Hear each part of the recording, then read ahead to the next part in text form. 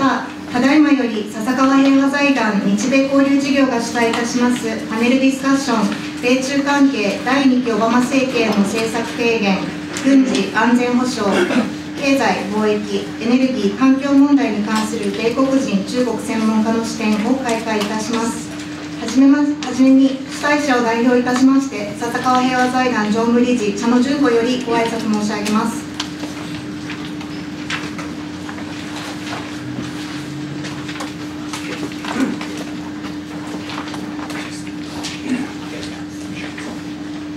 皆さんこんにちは。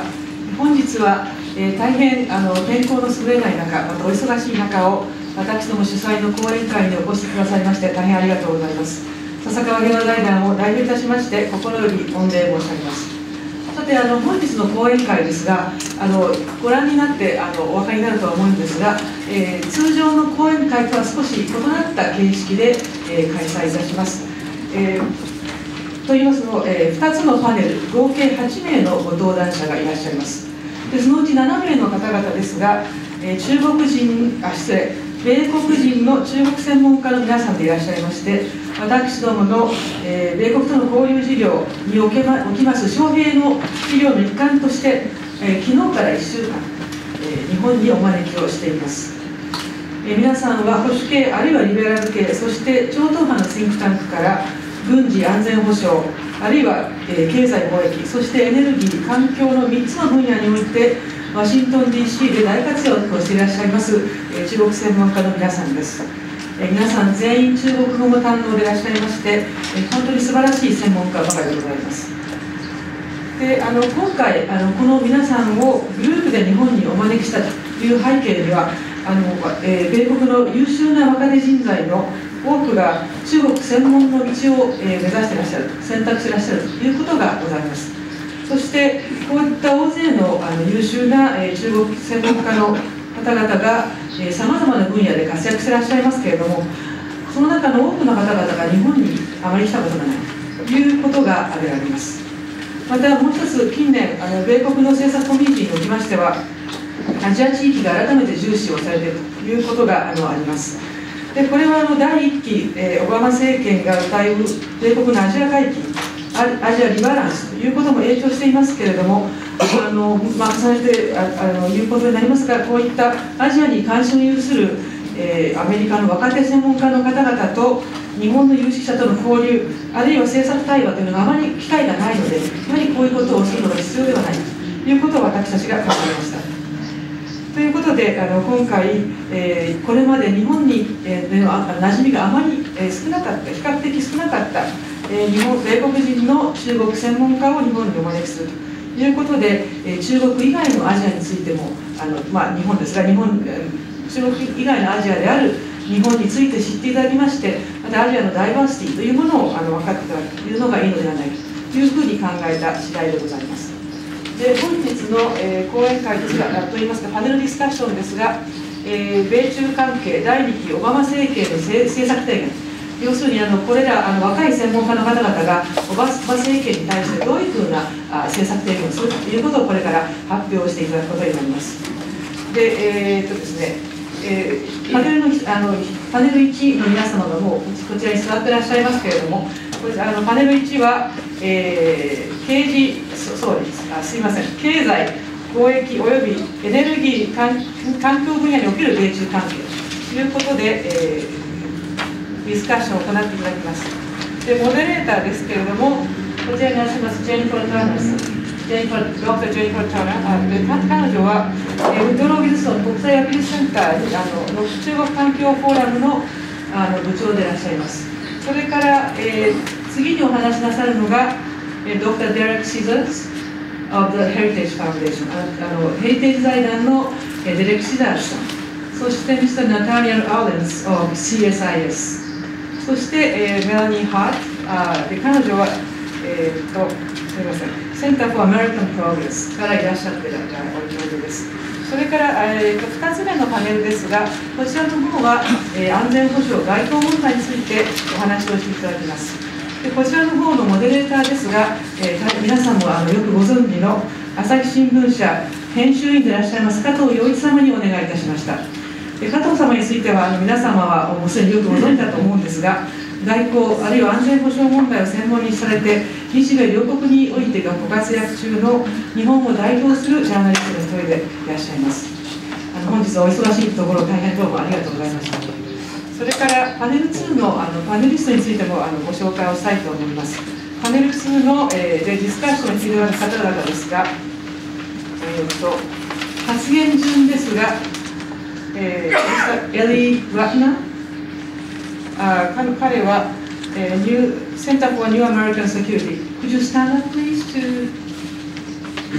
Thank you. エリー・ラッナーさんです。それからですね、その次が、Mr. Ian Easton from プロジェクト2049インスティテュートからいらっしゃっています。ありがとう。Thank you. それから最後に、こちらに座っていらっしゃいます、Miss Oriana Skylar-Mastro さん。彼女は、やはり Center for New American Security の方からいらっしゃっています。という大変フレッシュな7人の方々が本日おいでになっておられます。こういった、若手の専門家の方々が、これからの米国の政策コミュニティを牽引することが大変期待されているわけですが、こういった皆さんからの多様な視線におきましての政策提言をお伺いするのを大変楽しみにしております。でそれから最後にお忙しい中、こんなにたくさんの皆様にご来場いただきまして大変ありがとうございます。ということで皆様へのお礼を申し上げまして、私のご挨拶とさせていただきます。大変どうもありがとうございました。ご挨拶させていただきました。それでは時間を申しておりますので、ここからパネル1に移らせていただきたいと思います。カーナ様、どうぞよろしくお願いいたします。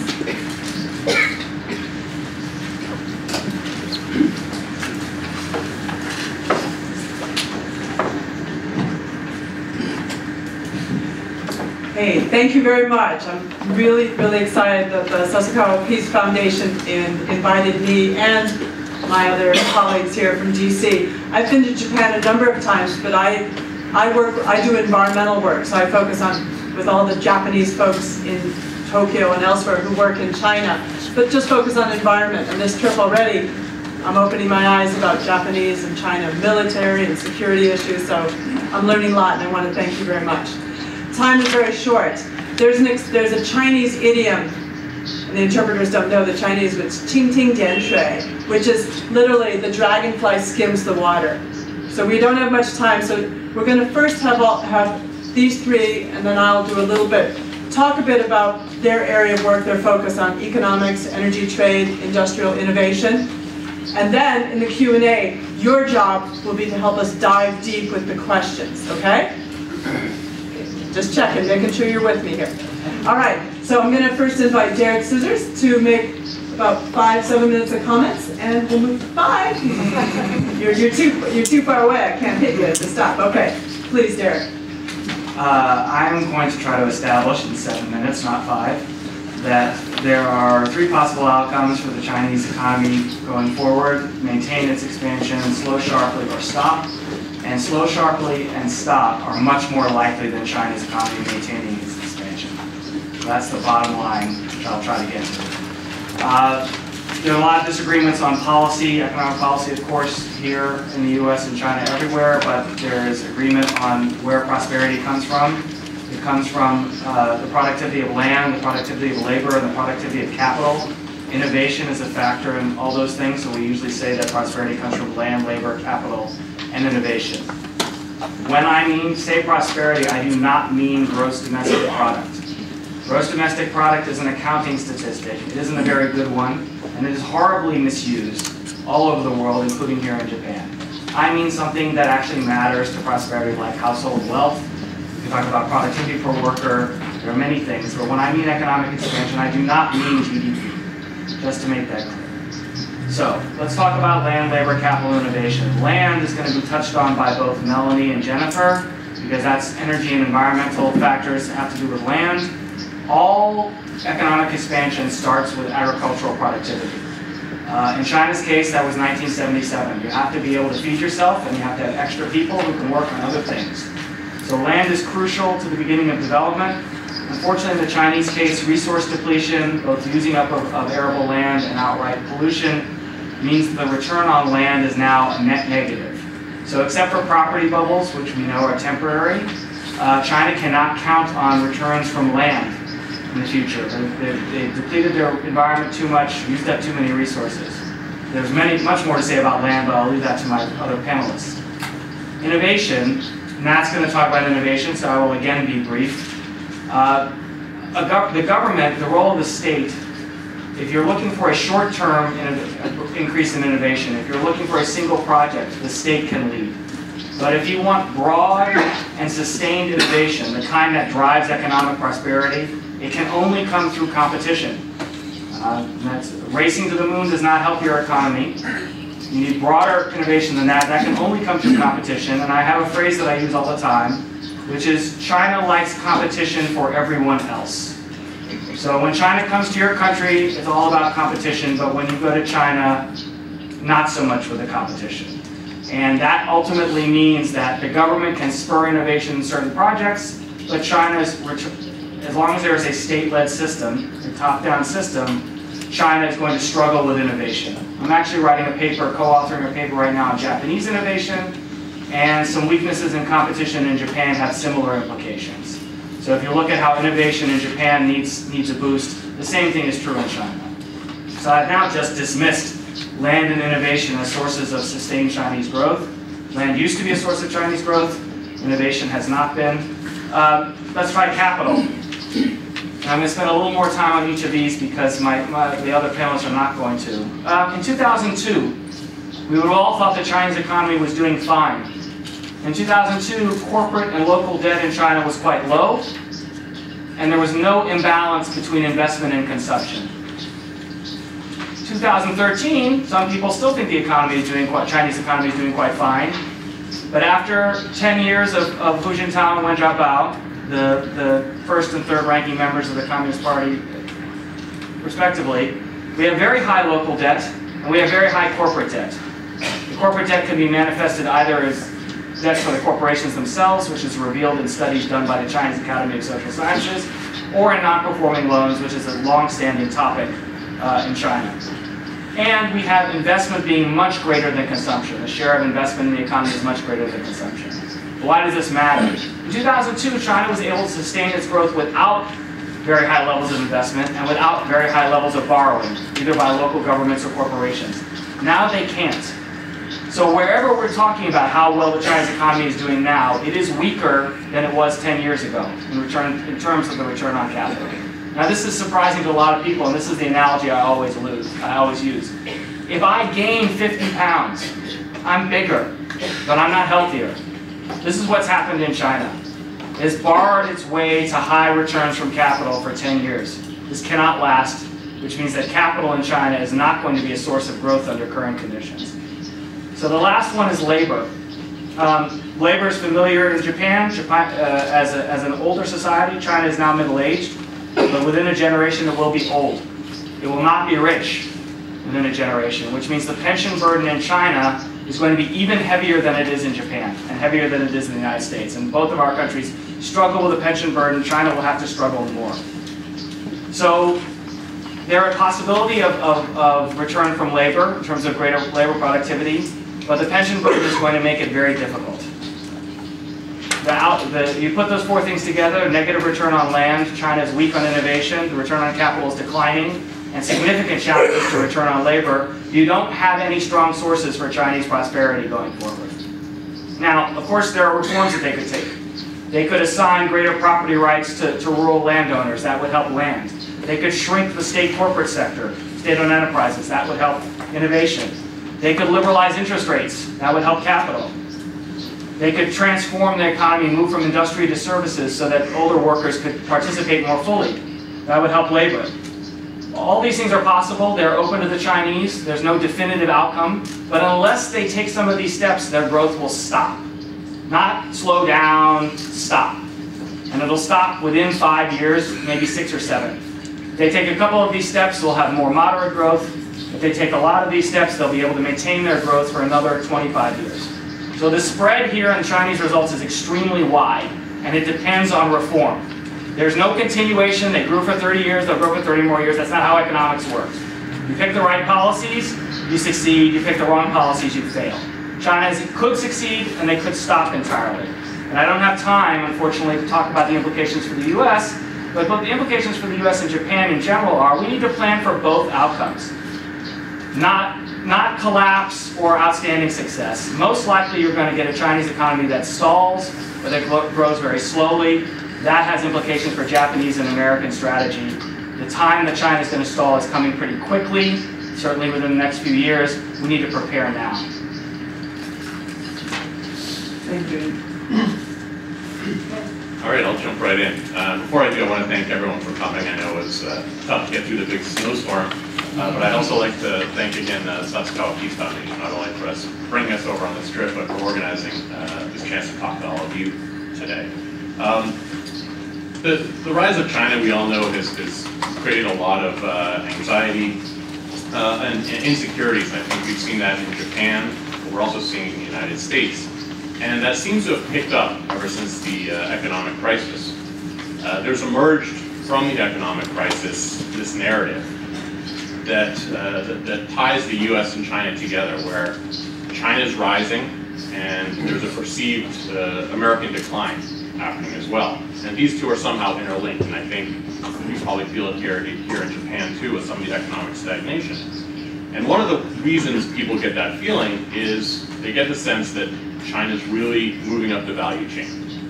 When China was the factory of the world, the workshop, it was less disturbing to at least the segment of the population that's bothered now. And now that they're rising up, it's become more worrisome. And this is partly because of some of the technological advances that seem to be happening there. Things like the recent aircraft carrier operations, things like the Chinese achieving space docking, the supercomputer development, gene sequencing. You get this feeling that China's suddenly having this innovative surge.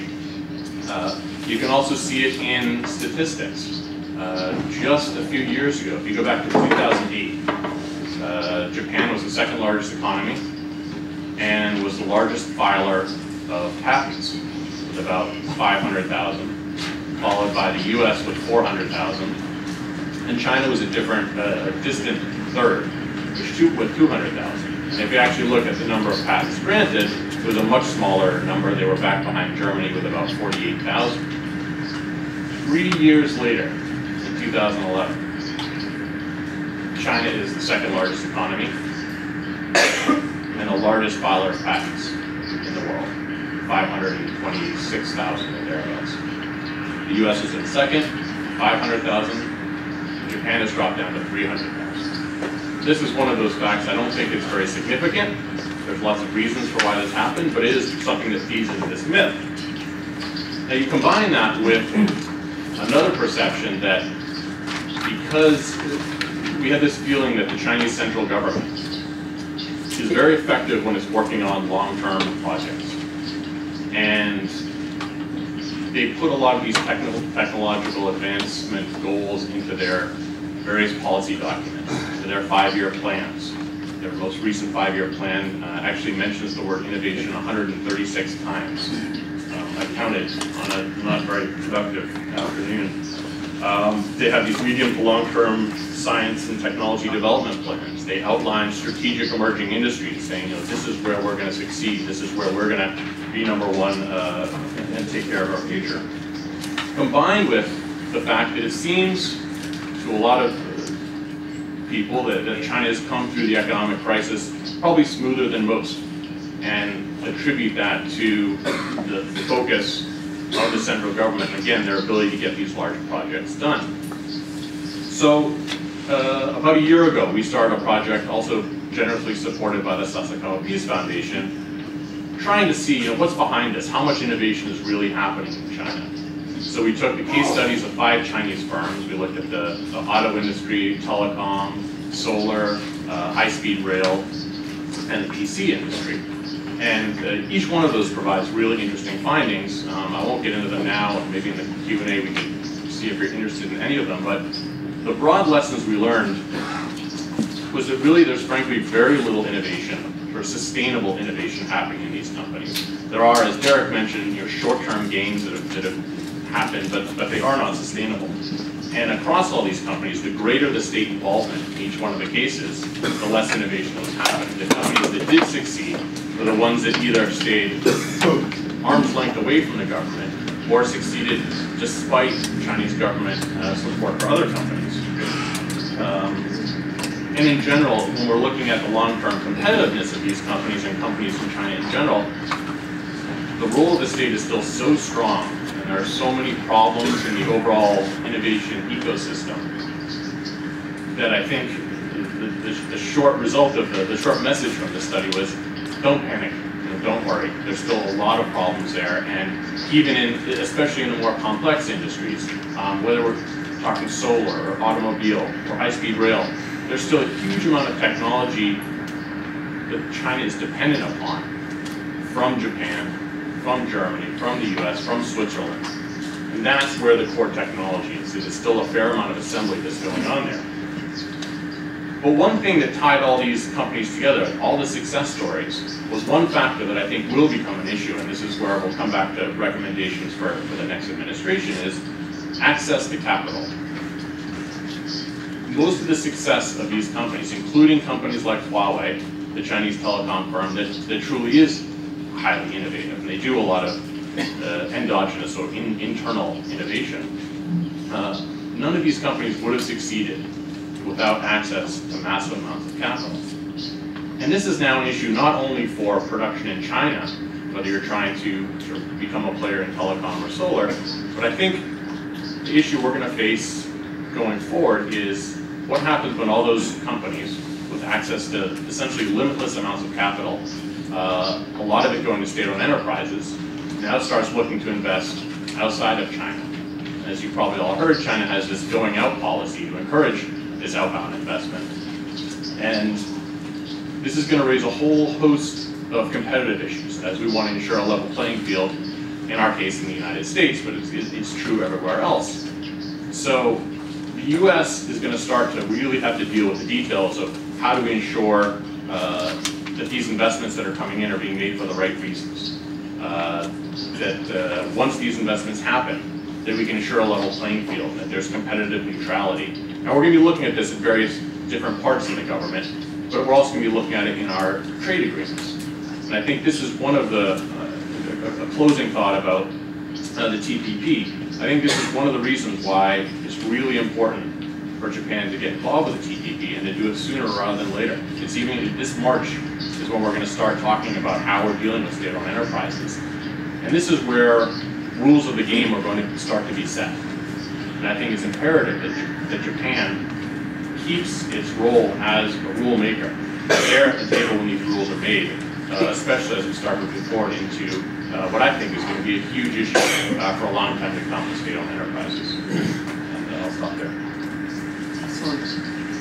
We move on to clean energy. Absolutely. Good afternoon. I'd also like to thank the Sasakawa Peace Foundation for bringing us to Japan. Many of us spend a lot of time in Beijing and Washington, but for myself, I have personally neglected Tokyo, so I'm very appreciative of the opportunity to start fixing that. I focus primarily on energy and climate policy issues between the United States and China. So my colleagues have given a general overview of the economic and innovation policy situation. I'll focus in from the energy angle. My institution is closely involved in the energy and climate discussions between the United States and China. We meet frequently with government leaders on both sides, and we really want to see the United States and China move forward towards more cooperation in the energy and climate sphere. Our two countries are the world's biggest energy consumers and the world's biggest greenhouse gas emitters. So we have a lot to gain from working together. If we can combine U.S. and Chinese markets, we would have a huge economy of scale. And that would be extremely useful for commercializing and scaling out products such as clean energy that could be used to bring down energy costs and displace coal. Unfortunately, the politics of doing that are extremely difficult. Whenever it comes time to actually signing deals between the U.S. and China, that has gotten increasingly difficult throughout President Obama's first term in office. things started out great in 2009. We signed agreements to launch clean energy research centers between our two countries. We signed agreements to launch a shale gas, joint work on shale gas research and development and exploration. But since then, we've had a lot of trade disputes and intellectual property rights disputes that have emerged in the clean energy sphere and have turned clean energy, politically speaking, from an area of cooperation to an area of increasing conflict. Whenever I have conversations with staff in the U.S. Congress, they all can cite recent cases of companies that have come to their offices complaining about the risks and damage that they are facing from IPR theft and other problems in the Chinese market. We had very high-profile trade disputes in wind energy and in solar energy. One dispute that is attracting quite a lot of attention right now is an intellectual property rights dispute with an American company called American Superconductors, Inc. and a Chinese company called Sinovel. American Superconductors was manufacturing the computer technology for wind turbines made by Sinovel in China. Based on the evidence that we have, it appears that Sinovel paid off an American semiconductors engineer out of Austria to steal source code from their secure facility, transfer it to Beijing engineers, help them reverse engineer the technology, and then Sinovel began manufacturing and installing their own version of the same computer technology that AMSC had been making. AMSC's stock plummeted and they're having to lay off American workers. They filed Sinovel in Chinese courts and the case was thrown out repeatedly. Some people think that's because Sinovel, one of their investment backers, is related to Wen Jiabao, is Wen Jiabao's son, the current Chinese premier. So whenever you talk to people, the staffers in the U.S. Congress, they're hearing stories like this all the time. Everyone knows the AMSC case. And so there's a huge and increasing amount of distrust towards China in the clean energy sphere. These cases are creating the perception in Washington that clean energy is an area in which it is all competition and there is not much room for cooperation. That creates a major problem when we're trying to cooperate with China on issues like climate change, because when our senators and representatives in Congress are hearing only negative stories, then they want to block efforts to use American taxpayer dollars to support Chinese efforts on clean energy or to work with China in cooperative ways on climate change. So the trade issues are much more than just a commercial problem. They're also reducing our ability to take meaningful steps in the negotiation realm on climate. And so we're having a bleed over of the mistrust on the U.S. side from trade into climate. China is also extremely mistrustful of the United States. When they confront U.S. trade complaints and U.S. trade disputes, they have a hard time understanding what our problem is. From the Chinese perspective, they see the U.S. as being much higher above them on the innovation chain, much higher above them on the development ladder, and China also sees that U.S. companies are making a lot of money in China at this point in time. So we're having a hard time getting the message across to our counterparts in Beijing about just how nervous American companies are about their ability to compete in clean energy and just how much that's impacting our ability to do meaningful cooperation on the climate side. The Chinese side is also very distrustful of recent U.S. initiatives to engage China in new forums such as Secretary Clinton's Climate and Clean Air Coalition, or the U.S. attempts to work with China to regulate regulate hydrofluorocarbons under the Montreal Protocol. China has been somewhat resistant to those overtures because the Chinese are very suspicious that that is some kind of U.S. trick to trap Beijing into agreeing to things that would pull them towards making much bigger commitments under the big UNFCCC climate negotiations. So what we're seeing at this point in time is a very big wall of strategic mistrust between both countries.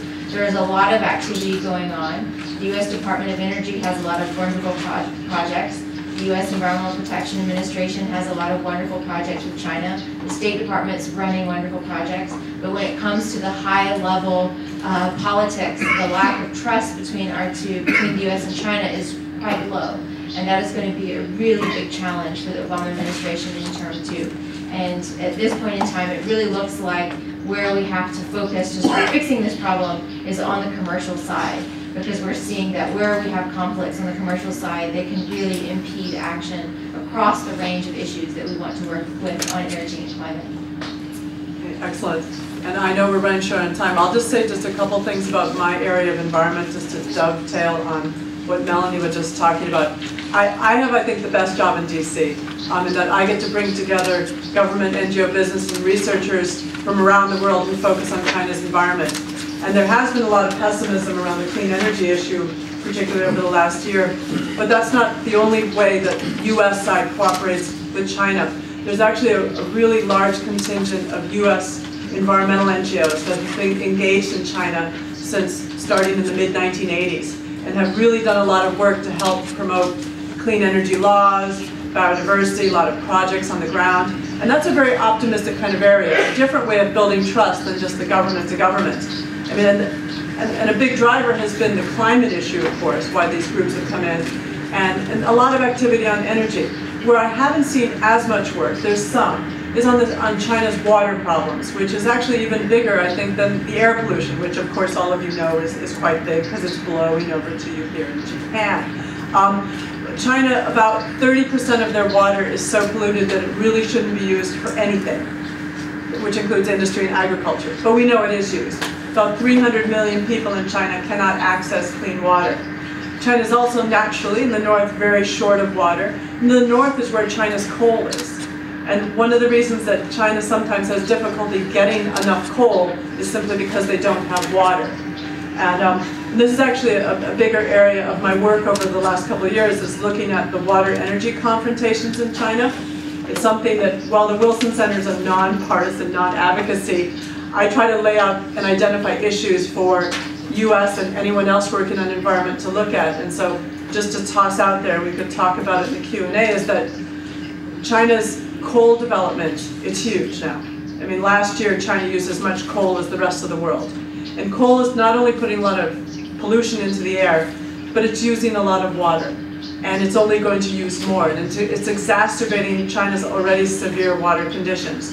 And I'm trying to highlight with people in my network that trying to help, understand what are the water energy confrontations. I mean, we think of dams, right? Dams is obviously another water energy confrontation. Southern China, where all the dams are going in, is facing many droughts, but they're still building dams. And yeah, I want to leave us time for Q&A, but just before I open up, can I toss over to Derek?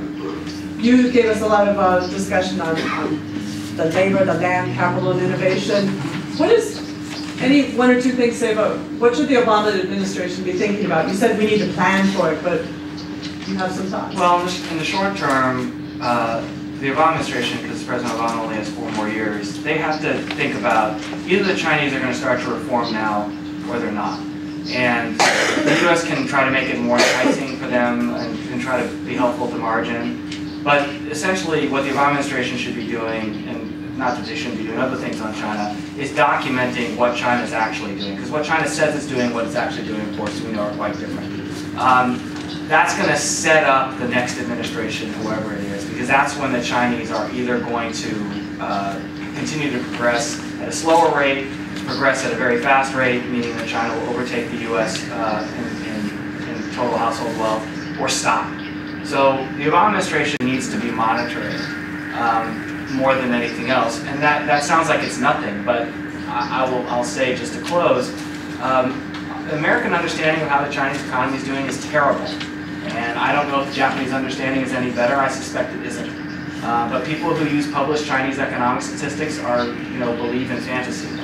So it's not a small thing to actually find out how China is doing, and it would be great if the Obama administration could get us set up so that we have an understanding of how we're doing. He's so shy. You skimmed through a lot of the innovation type issues. Is there anything you want to add? I'm giving you one more chance to talk about anything for the Obama administration to think about. I think one of the interesting things that may be of interest to people here in Japan with the auto industry is that as we're trying to, this is obviously an industry that China has targeted very consciously since the mid-90s. And as we try to establish how successful they are, not only in their history, but going forward, how are they going to start to get traction in new energy vehicles? What we found is it's very hard to determine the success of the auto industry because you can look at it from three different directions. On the one hand, this was a perfect model of their international joint venture model, where they said you have to come in and partner with a local company, we'll give you access to market, we're going to soak in as much technology as possible. On the financial side, for instance, SAIC has had very successful, financially hugely successful partnerships with GM and Volkswagen. So on that side, as commercial ventures, they're excellent companies. But on the technology absorption, they've had zero success in internalizing any of that technology. And right now, cutting edge R&D in Chinese automotive they're looking 5 years out. And as anyone here who knows the automotive industry realizes, that's a 20-year out innovation cycle. And China's nowhere near that right now. But at the same time, they have succeeded in creating a massive automotive manufacturing industrial base. The whole supply chain is there. So as a state-owned enterprise, maybe we shouldn't be looking at them commercially, but we should be looking at the whole government incentives for the Shanghai municipality. It's been a huge success for Shanghai if we're looking at it as a local government. So sometimes it's very hard to determine how we should be looking at the competitiveness of these companies. Melanie, you gave an excellent overview of the U.S. climate stuff, but I wanted you to talk a little bit about, because it's come up a number of times in our conversations already, on the LNG export question in the U.S. That some people think the Chinese might want it, but I think Japan's quite interested in it as well. Right, so probably for about the past year, in most of my meetings with Chinese energy leaders, the question is asked, is the United States going to allow exports of shale gas to China? I think that's a really difficult and complex question. For this audience, probably the more interesting question is the United States going to export shale gas or natural gas to Japan? And that is a very interesting and ongoing debate right now. There was a hearing just last week in the U.S. Senate, led by Senator Wyden on the Energy and Natural Resources Committee. That has become a very complex U.S. domestic political debate. There are oil and gas interests on the one hand that strongly support having a free market regime that allows exports to all kinds of countries, including non-FTA countries such as Japan. There are, however, three groups that are currently strongly calling on the U.S. Senate and the White House to impose some types of constraints. Those are, first, environmental groups that are concerned that exports would increase production and that the increased production would be damaging to the U.S. environment. Second, there are people who are concerned about the impacts to the American middle class. Last December, the Department of Energy released a report that they commissioned by a private sector organization called NERA Economic Consulting. They did a big report on forecasting what the impacts of natural gas exports would be to the U.S. economy. That report found that the net impact would be an economic benefit. However, regular middle class people probably wouldn't get any of that benefit. They would just pay more in energy prices. So that caused a lot of concern about people who care about the middle class. There's also a group of manufacturing supporters who are concerned that exporting natural gas would raise energy prices in the United States. That would make manufacturing more expensive in the United States, and the U.S. would lose a competitive economic edge. Senator Wyden falls into that camp. Also Dow Chemical, which was Dow Chemical's CEO, was testifying in the recent Senate hearing. So there's a very complex debate going on in the United States, and it has become more a domestic U.S. political question than an international question. And I think the more that Japan could do to better educate the U.S. about what those energy resources could mean for Japan, the better. And of course, if Japan were to join the TPP, Japan would then be an FTA country under which those exports would automatically be approved to Japan through the DOE, and it would not be a question. Okay, let's open. You've been very patient out there. Would you have some questions for us? And I believe there's a microphone coming around. And if you don't mind, just tell us your name and where you're from. 山口では上田学校で教えております。石田さんに質問したんですが、田原さんが質問されたことと、関係があるかもわかりませんけれども、先ほどの話の中で、ランドイノベーション、キャピタル、レーバー、この3つでですね、これが何かうまくリフォームがなければ、成長が止まると、5年から6年、それで止まるというんですけど、それが起きたら、もしそれがその5年、6年、7年の間に、成長が止まるというようなことが起きたら、これは政治的にも大きなインパクトがあるんじゃないかと思うんですね。この中国の国内においてすごく大きなインパクトがありますし、それが国際的な問題にも当然波及してくると思いますが、かといってですね、この先ほどおっしゃられた4つの分野でのイノベーションというか、なんて言いますか、リフォームというのが、それぞれやっぱりこの、例えばランドにしても、イノベーションにしても、レーバーにしてもですね、そこでなんかリフォームやるということ自体が、もたらす、インパクト、これも中国の国内にもたらすインパクトです。国内の政治あるいは社会的なインパクトって非常に大きいと思うんですけれども、まずその辺をですね、それぞれランドイノベーション、レーバー、キャピタル、これをリフォームした場合の中国国内、あるいは国際的なものも当然なんですけども、どういうことを考えておられるのか、ちょっと教えていただければありがたいです。Thank you for your question. Due to my own unbelievable technical incompetence, I missed the beginning. So I apologize if I don't answer all of it. Please follow up immediately. What I heard was that, okay, if China's growth stops, it's going to have a domestic political implication. And if they choose certain reforms, it's going to have domestic political implication. You're exactly right. And this is one of the reasons why the leadership is paralyzed. Because no matter what way they go, there's going to be a domestic political implication. They can't continue with the status quo they wanted to. There's now some realization in China that they cannot. Let's start with the obvious one, which is if growth stops. And my answer to that is depends on when. If China can get, let's say, 7 more years of 8.5% GDP growth, I shouldn't use GDP, 7 more years of, but everybody understands GDP growth, 7 more years of leading the world in increments to household wealth. So they're still the fastest growing wealth producing country in the world. We haven't talked about inequality, which is a big point, but that still happens. At that point, they're a solidly middle class country, and they're also aging.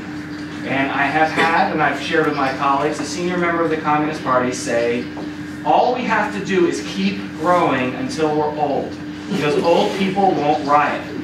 I think it's a perfectly reasonable possibility.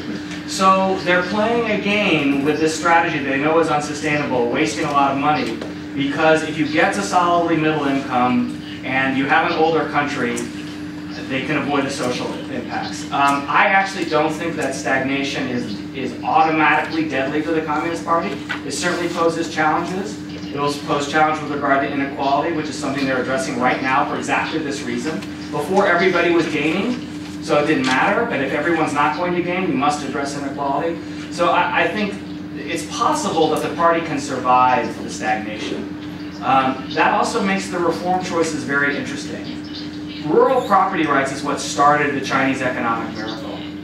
It seems like the most obvious thing in the world to strengthen rural property rights. You know, that's what was brought to Deng Xiaoping in November 1978 and was approved.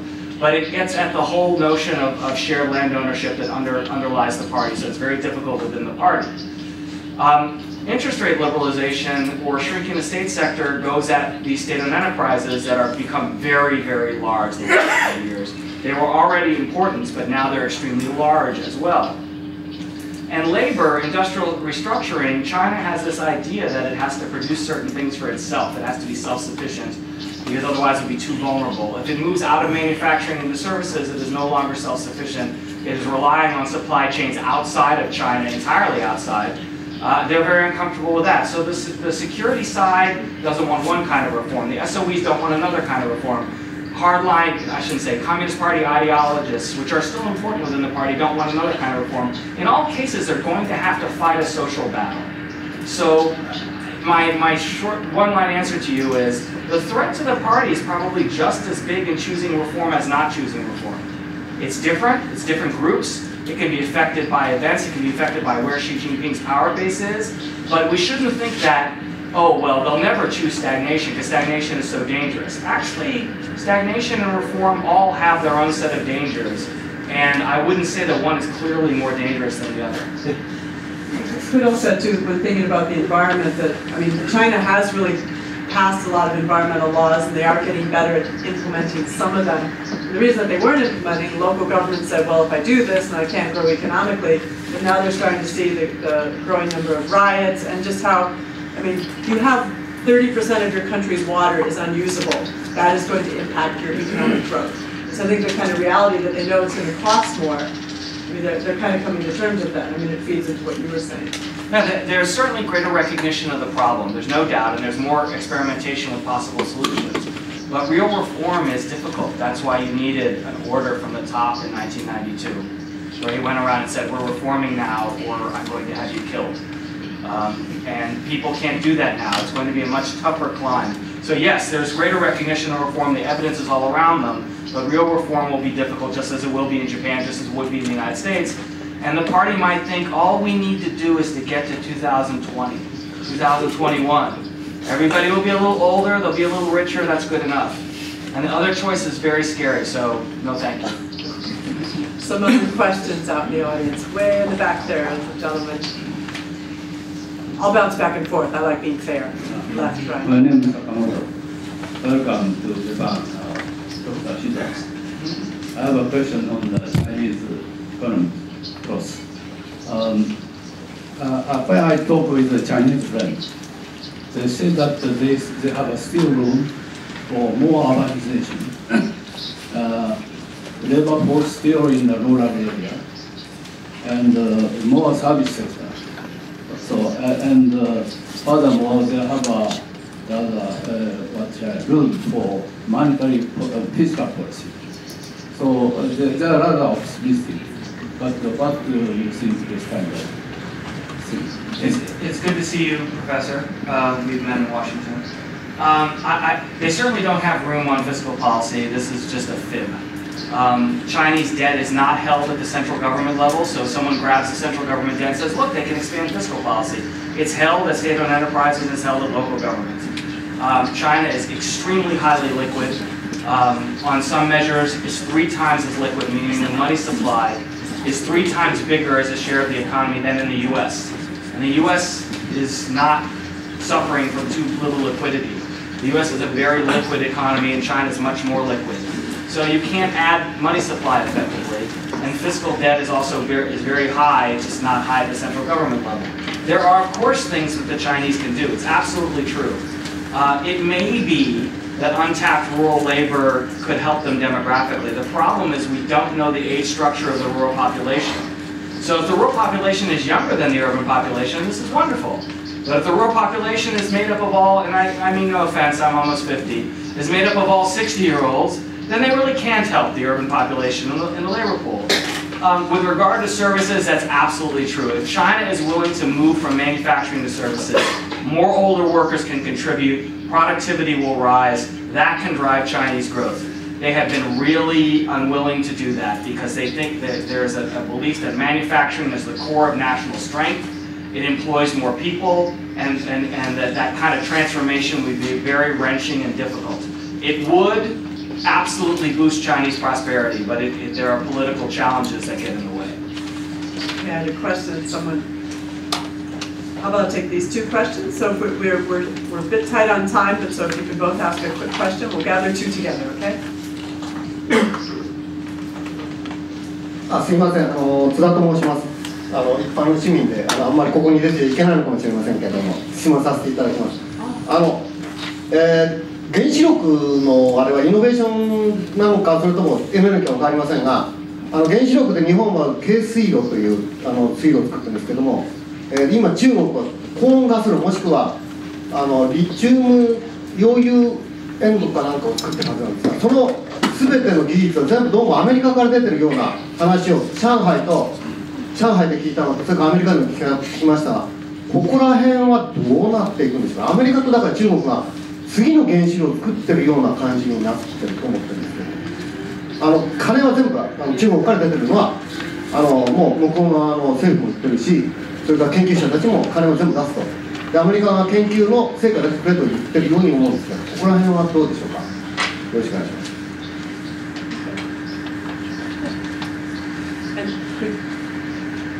Can you just pass? We'll just gather two real quick. Thank you very much. Victor Felix is I enjoyed the presentation. And you talked about the right policies, economic policies, which mean success, and the fair policy, and the wrong policies which can cause failure. But my question is, since the crisis 2008 and 2010, do we really know what are the right economic policies and the wrong economic policies? Thank you very much. I'll just answer that quickly.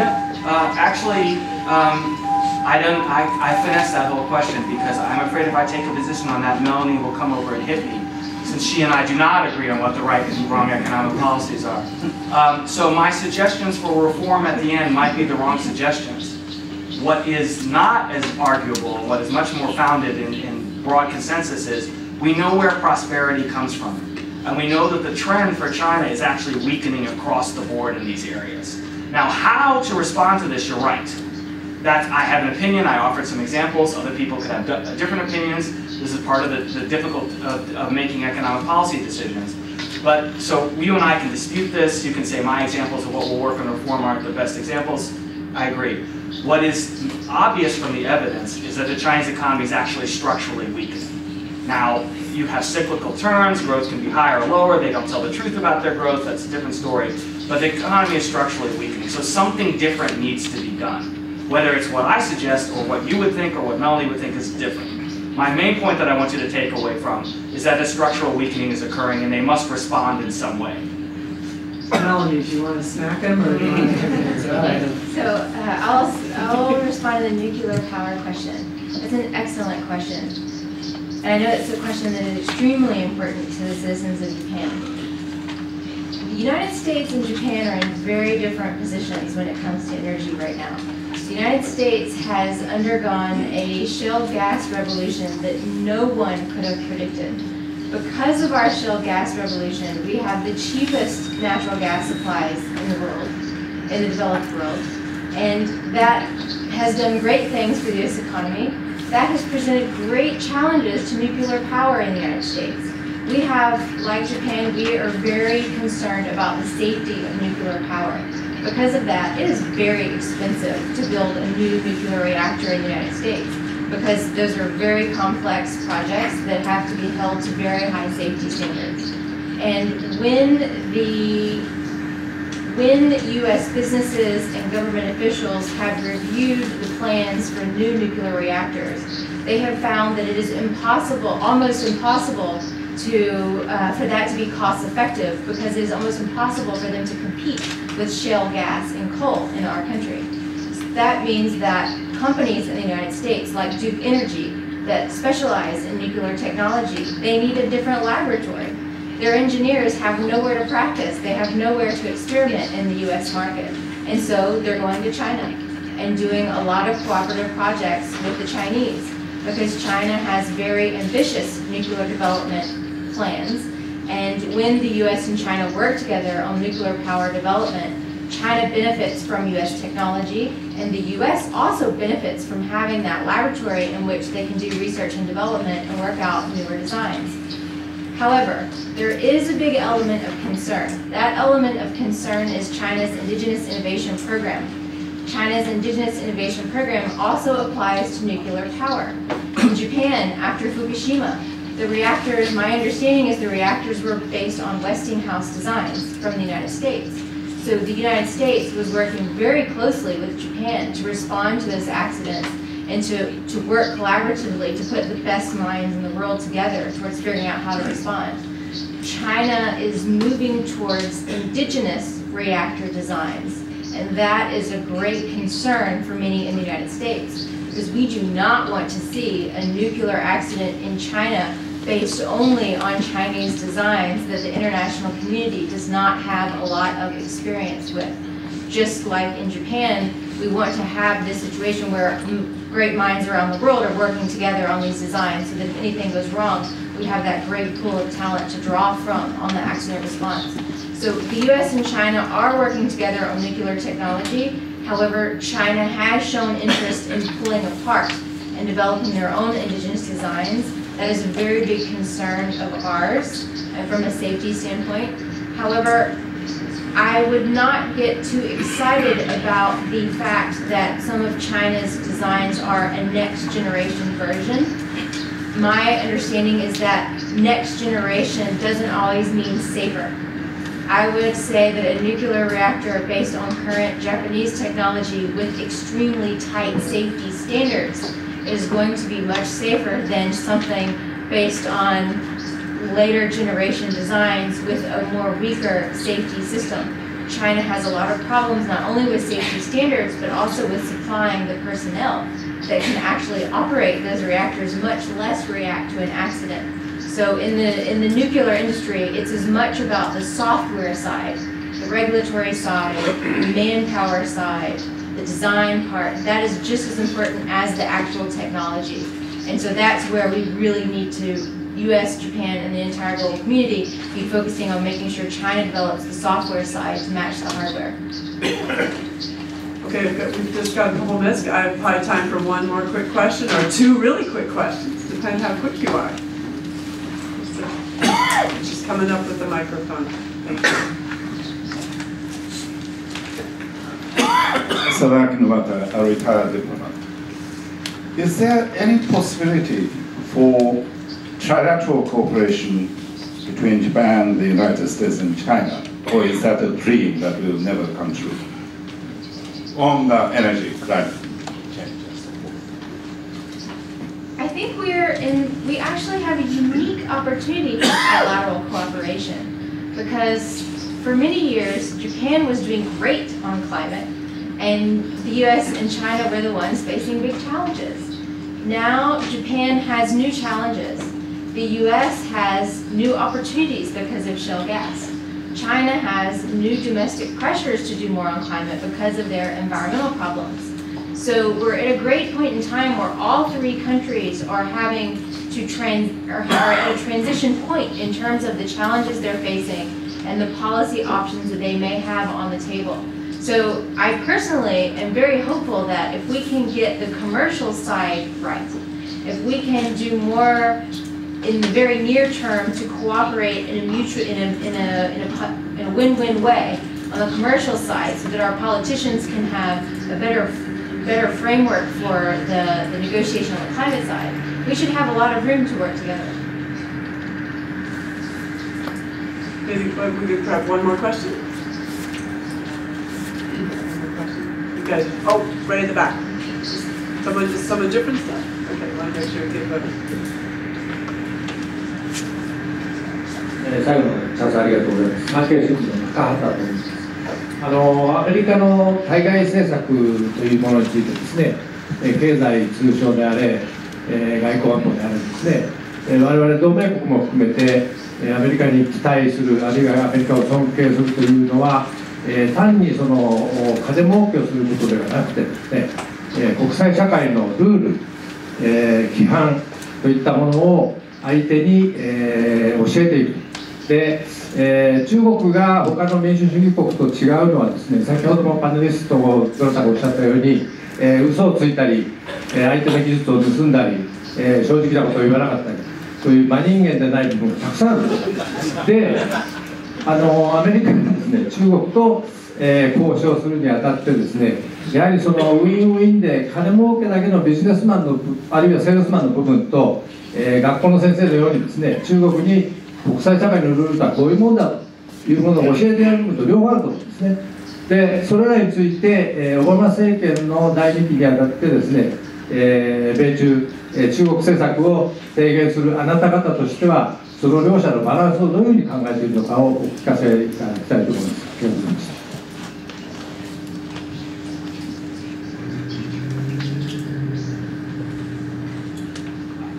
That is a very difficult question to answer.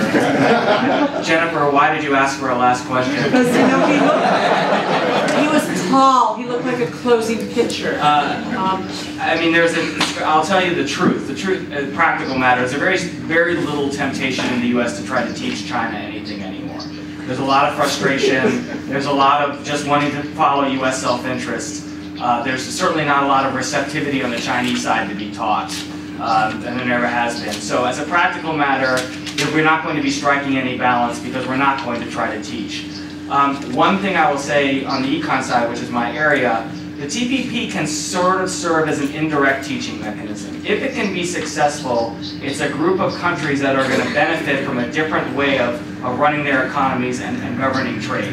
And instead of telling China you should do this, just show them something different that works. So I think in direct interaction, trying to teach China, no one's going to try to do that in the US. We're very frustrated on a number of bases. Of course, Japan has its own frustrations, which are in some ways worse. But indirectly, in U.S. interaction with other countries, including Japan, perhaps an example can be set that over time will have some effect. It's a very weak answer, but you asked a very difficult question. And I'm going to answer a little bit to make it a little bit, I like to end on a somewhat happy note. I think, because I work on energy and environment, which actually keeps me very optimistic. You know, China has been very open to working with U.S., not just U.S. government, but U.S. environmental NGOs.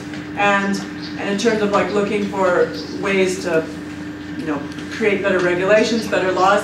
And most strikingly, there's a big issue about China's overseas investments and how they're impacting the environment in Africa and other countries. What's been intriguing to me to see is that Chinese Exim Bank and Chinese companies have actually been very open to some international U.S. environmental NGOs coming in and talking to them and kind of engaging them on how to improve their environmental footprint. And they're approaching them not just saying that, oh, we're going to teach you a lesson. Rather, are you not concerned about your global profile? And you know, so I mean, there is this openness, and I found that the environment, which is why I have kind of a happy job in DC, is that in the environment, Chinese government and businesses and researchers tend to be a little bit more open. All right, was that a happy note? Period, happy note. I want to thank all of you for some really good questions, and don't move. We're going to switch panels, and we'd love you to stay for the second one. Thank you.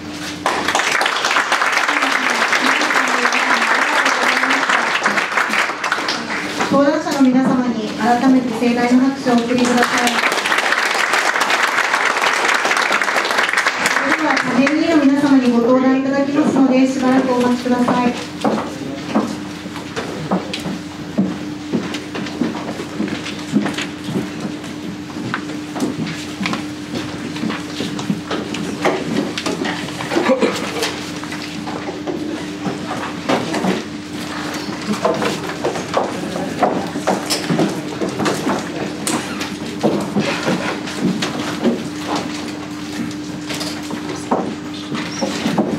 それではただいまよりパネルディスカッションに軍事・安全保障分野における米中関係に移らせていただきます。モデレーターは朝日新聞社編集員の加藤洋一様にお願いいたします。パネル2におきましても最後に皆様と30分間の質疑応答のお時間がございます。それでは加藤様、よろしくお願いいたします。聞こえますか？英語でやるように言われてますので、英語でやります。I'm instructed to moderate in English, so bear with my speaking English. The previous panel was fascinating, I think, and I think this panel will be better. And, this panel we look at U.S. China relations from a military and a security perspective. In other words, to analyze the military and the security policy aspects of the U.S. pivot or rebalancing to Asia Pacific. This will have an enormous impact on the defense planning of government of Japan, especially when we all know that both governments have just started the process of reviewing the guidelines for defense cooperation. And also, government of Japan alone has also just recently decided to review the multi-year defense plan, National Defense Program guidelines for Taiko. And we are very fortunate to have three rising stars on U.S.-China relations from Washington, D.C. And opportunity to listen to their views and insights into those military and security issues that the United States faces and also Japan does. And I suppose that the views and insights that we're going to hear will be somewhat different from that of familiar big names from inside Beltway and the usual suspects. And I will ask each panelist to speak about 10 minutes and perhaps a little bit slowly for the sake of translation. And just quickly to introduce the three panelists. My far right, Dr. Eli Ratner. He's going to speak about U.S. foreign policy, the rebalancing or pivoting. And next is Mr. Ian Easton. He'll be talking about the military capability of China. And finally, to the right of me, Ms. Oriana Mastro. She's going to be talking about specifics of U.S. military operations, including air sea battle. So, without further ado, Dr. Eli Ratner, please. Great, thank you very much, and thank you to Sasakawa Peace Foundation for the opportunity to be here today to share our thoughts with you and also for this great trip that they've organized for our delegation. It's a real learning experience for all of us. I've been asked to provide the broader context of the U.S. Strategy of rebalancing to Asia that really sets the parameters of the U.S. China security competition in Asia that Ian and Oriana are going to address next. And so let me just begin by underscoring the point that the rebalancing strategy to Asia is not a response to the rise of China, nor to Chinese aggression in the last couple of years. That this is a policy that was born of the fact that the United States was winding down wars in Iraq and Afghanistan, and for the first time in a decade, had the opportunity to reassess how the United States should be expending its time and its resources in international politics. And the Obama administration came to office believing, one, that that Asia was going to be an incredibly important region. That Asia was going to be an incredibly important region for the future of U.S. economic and security interests. And number two, that the previous administration had, on some aspects, underinvested in that region. So the rebalancing was an effort to increase U.S. economic, security, and diplomatic engagement in Asia. Now, we can debate about how the policy has gone so far. What I want to do today is talk about what I see as really the two most important challenges for the United States looking forward for the rebalancing policy in the second Obama administration. The first is going to, and I'm sure this is going to come up in our discussion, the first challenge is going to be how the United States should go about reconciling the rebalancing, deepening its engagement throughout Asia while maintaining stable U.S.-China relations. I think it's been clear that many people in China, the majority opinion, has seen the rebalancing policy as an effort to contain China, both that the United States is pushing countries in the region to challenge China, and that countries in the region, because the United States is back with more military presence and otherwise, are feeling emboldened to challenge China themselves. This is a perception that I believe is incorrect, but is deeply held in China. Public opinion polls, to the extent, they're not always terribly accurate, but to the extent that they are done, have reflected among the Chinese people perceptions of greater hostility in the U.S.-China relationship over the last couple of years. And as far as we can tell, these views are not only held among the Chinese public and in Chinese nationalist newspapers and microblogs, but also among leading Chinese officials, leading Chinese intellectuals, academics, and strategists. At the same time, if you think about the role of the United States engaging with partners and allies in the region, on the one hand, our allies and partners in the region have welcomed the U.S. presence. They've seen it as a stabilizing factor, and on the whole have appreciated U.S. support for regional institutions and for building some of the norms and rules that one of our audience members spoke about just now. However, every country in the region sees China as an important partner. And so they don't want to have to choose between the United States and China, and they don't want to see an overly adversarial dynamic develop between the United States and China. So when we put this all together, what we have is that the United States is going to have to find a way to continue deepening its security relationships in Asia and Southeast Asia, which it will continue to do, deepen its engagement in regional institutions, which it will continue to do, but at the same time reconcile that with, in my opinion, what we're going to likely to see, which is going to be an increasingly insecure, and in some instances, an increasingly hostile China. And maintaining a stable, if not always positive, but stable and regularized relationship with China as it deepens that engagement is probably the #1 challenge of U.S. Asia policy, and I think we're likely to see that going forward. The second challenge that I'll mention is going to be somewhat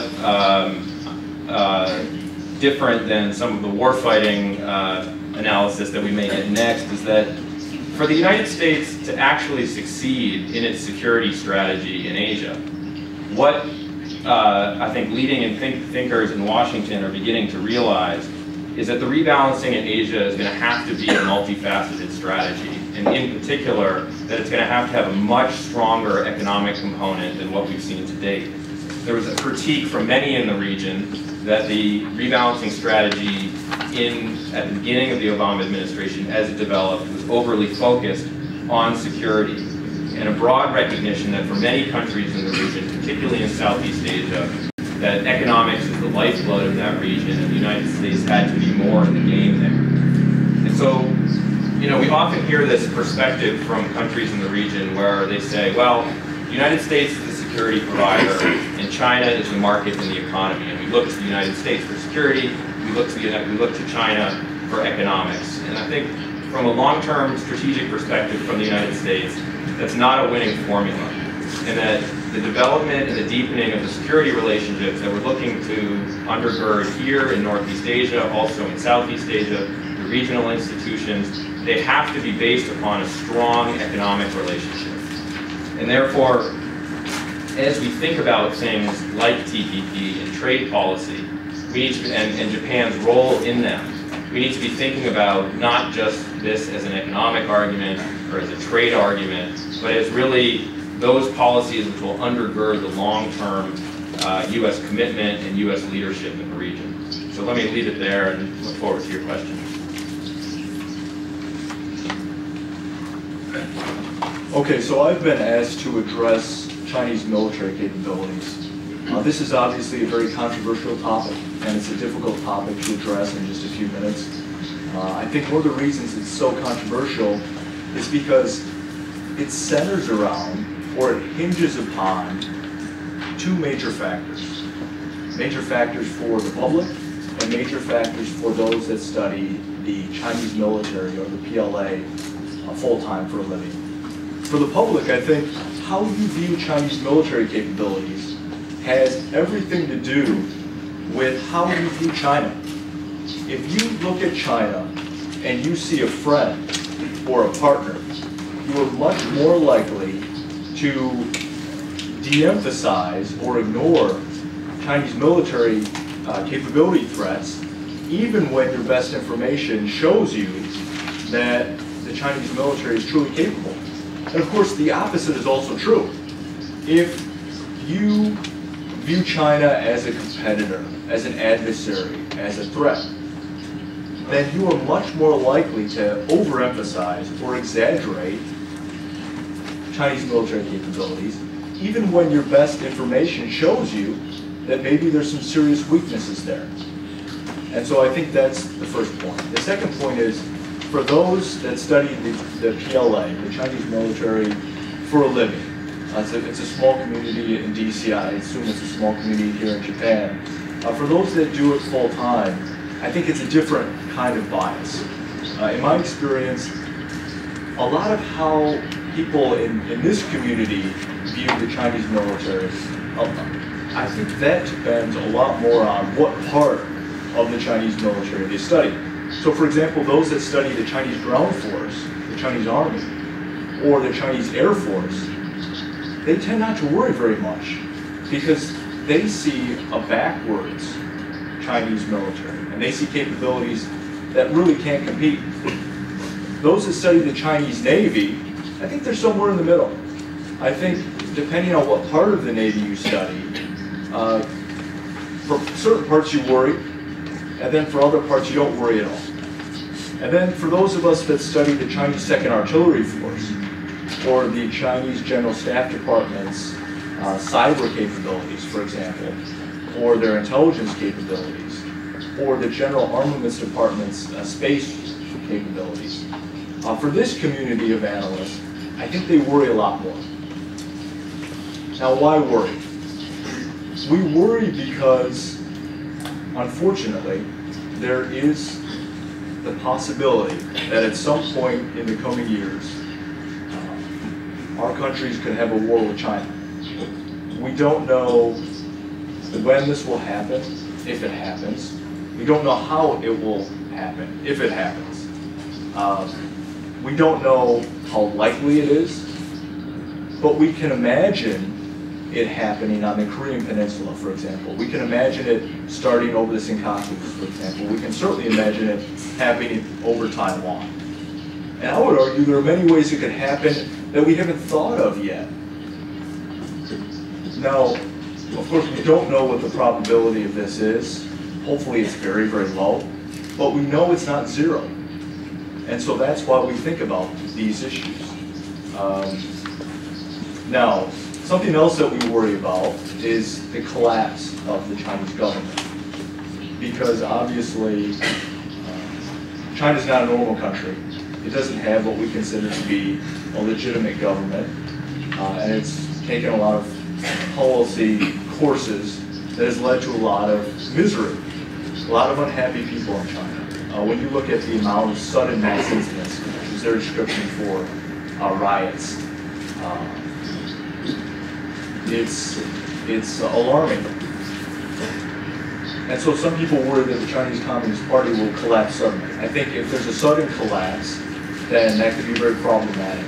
I think what is more likely to happen, and what hopefully will happen, is a gradual political reform. Now, I think this is possible because I lived in Taiwan for almost 5 years. And if you look at the example of Taiwan, Taiwan is an ethnically Chinese country. Because remember, Taiwan's official name is the Republic of China. Ethnically Chinese, it was under an oppressive Leninist political system, just like China is today. It was going through a period of rapid economic growth with social friction and also some terrible environmental problems as well, just like China is today. And over a period of a decade or two, it successfully turned itself into a democracy. So I'm certainly optimistic that the same thing could happen with China. But of course, it hasn't happened yet, and so we have to hedge. I would argue that for the second Obama administration in the coming years, there are several things we need to do to hedge, to deter Chinese aggression. The first thing we need to do, I would argue, is to make sure there are shelters for every fighter aircraft on every Air Force base, naval base, and Marine Corps air station within range of Chinese missiles. I think that should be our first priority. And I will leave it at that. I'll turn it over to Victoria. Okay, thank you. I was asked to talk a little bit today about Chinese strategy and U.S. responses to it. I think the bottom line is that I believe the elements of competition have taken over the U.S.-China relationship. This is primarily because China's strategic vision is one in which it is dominant in the region. The idea is that the international system will become multipolar, and that's somewhat inevitable. And Chinese leaders believe that China should be one of the preeminent poles. Even more so, they believe that China should be probably the strongest and the most influential of those poles. The bottom line is that China hopes that in the future the United States will disengage militarily from the region, and the United States is determined to stay. And this is an underlying dynamic that creates tension in all aspects of policy with China. Of course, there are areas of cooperation and mutual interest, but I think for the second Obama administration, the idea that we could cooperate with China on a range of security issues is now thought of as the mistake of the first, especially of the first year. One of the main reasons for tension when you look at the military strategy is what we call in the United States China's A2AD strategy, or an anti-access area denial strategy. It's important to note that the Chinese don't call it this. From the Chinese perspective, this is active defense. But for the United States, when you look at the capabilities that they're fielding, they're designed to deter, disrupt, delay, and deny U.S. forces from operating in the theater. And that's why we consider it an A2AD strategy. But before we can think about ways to deal with this challenge, it's important, at least in my mind, to offer to you my characterization of the A2AD strategy. I believe there are four distinct pillars that we can think about in terms of what China is doing to prevent access to countries like the United States in times of conflict.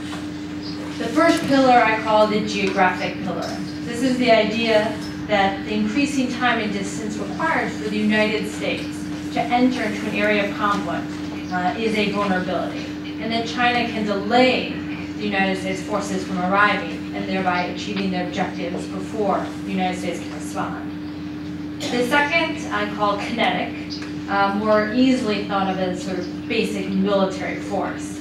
That's the idea that China can use conventional precision strike systems and other basic weapons attack the United States such that it makes it difficult for us to maintain operations to the theater. The third pillar is political.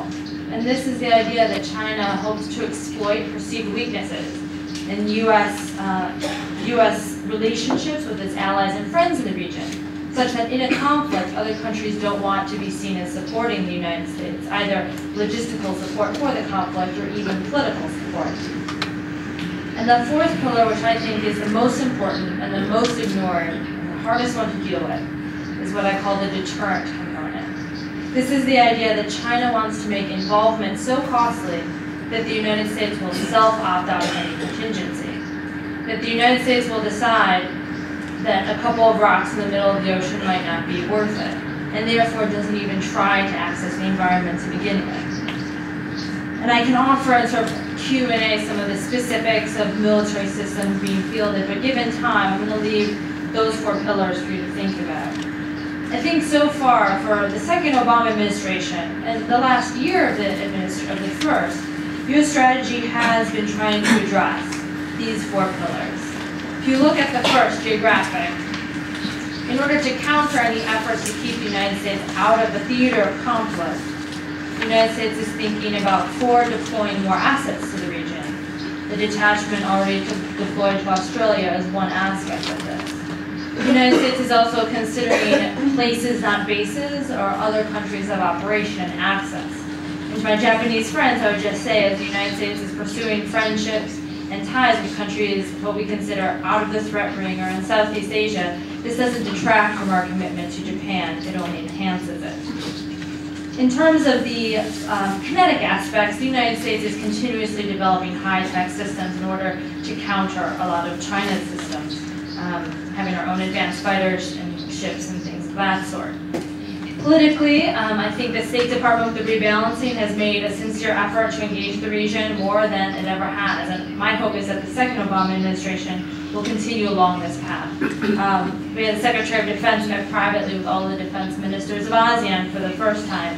And Secretary Clinton embarked on many trips to the region. And it's really important to maintain that engagement.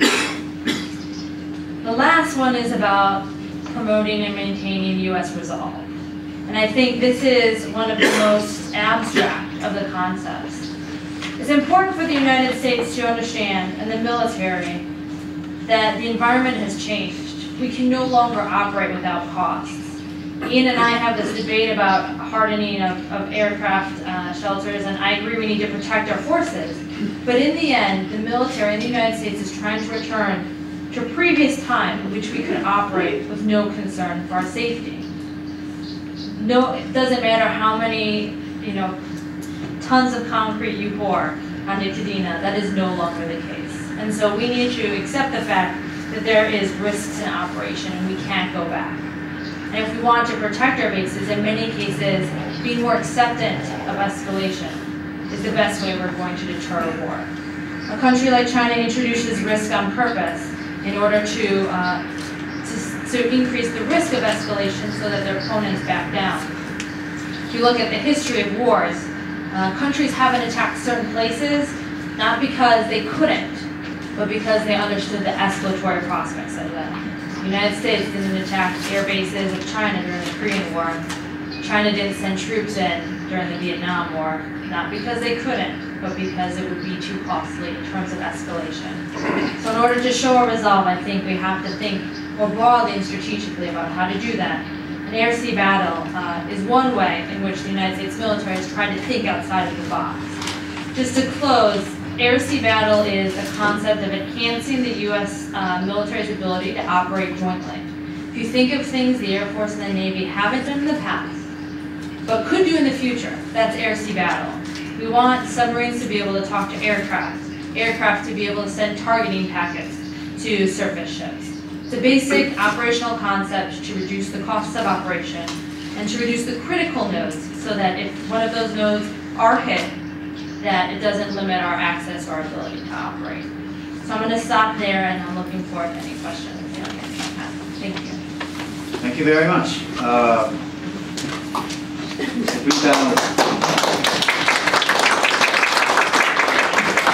Thank you very much for keeping the time. It's a really excellent job, and I think every one of the presentations was very concise and well organized and right to the point.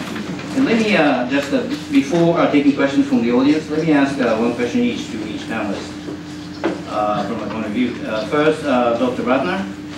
You know, I was invited to the workshop to review the rebalance organized by APCSS in Hawaii. That's part of the research and educational arm of the Department of Defense last fall. And the representatives from 14 countries in the region were invited, including myself. And there's review work. What has been accomplished and what's still remaining challenges for rebalancing after it was announced a year ago. And the basic, the consensus view was that regional states basically welcomed the U.S. rebalance to the extent that it enhances its presence. But there are certain concerns and skepticism. And one of them is that, you know, the rebalance exacerbate the strategic distrust between United States and China. And one of the big names in Washington, D.C. in your field, Dr. Kenneth Lieberthal Brookings, published a report a couple of years ago with his counterpart in China, Dr. Wang Jisi of Peking University, about this mutual strategic distrust between China and the United States. And even though both countries can operate day-to-day diplomatic issues fairly well, but when it comes to long-term strategic intentions of each country, there's a really deep-seated distrust, and that could really damage the relation management. And let me ask you, how do you see this argument of mutual strategic distrust between China and the United States and rebalance, the current rebalance, actually exacerbate this strategic distrust? I think that's a great question, and in many ways that gets to the issue that I was talking about trying to strike the right balance between engaging more deeply in the region without crossing a line that leads the U.S. China relationship to spiral into a zero-sum competition.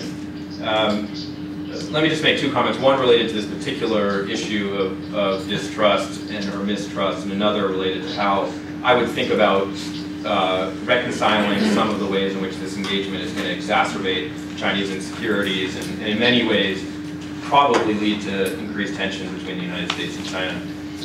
The first, I would argue that I think the United States and China actually understand each other pretty well. I don't think we're in an area of mistrust. We have very extensive dialogues across a large number of security issues. I think we're relatively clear where we are on different issues. So I understand the attractiveness of thinking about mistrust, because mistrust is something that you can work through with dialogue and somehow come through to a much more cooperative environment. I think what we're facing now is heightened strategic competition based upon divergent interests, not a matter of just simple misunderstanding that can be resolved with dialogue. That being said, I think as we think about the U.S. China relationship, or as analysts look at the relationship, the point that I always try to make is that there's a difference between the geopolitical competition on the one hand, whether it has to do with Iran, or North Korea, or the Senkakus, or South China Sea, or even places like Sudan, as well as some of the tensions in the bilateral relationship, with the actual institutionalized bilateral relationship between the United States and China. And one of the things that we've seen over the Obama administration is that even as the geopolitical issues and some of the bilateral issues have gotten more intense, and our countries have diverged more, that the actual institutional engagement of the relationship has gotten stronger and has gotten deeper than it's ever been in the history of the relationship. And what that has allowed for to date is that even though we have this level of competition, it's been managed. And so I think as we think about, is the U.S.-China relationship getting more competitive, is heading toward an environment of hostility and conflict, I think the place to look is not, are we disagreeing on international issues? Is the rebalancing causing tensions in various parts of Asia? I think the place really to look is, what is the institutional relationship between the United States and China?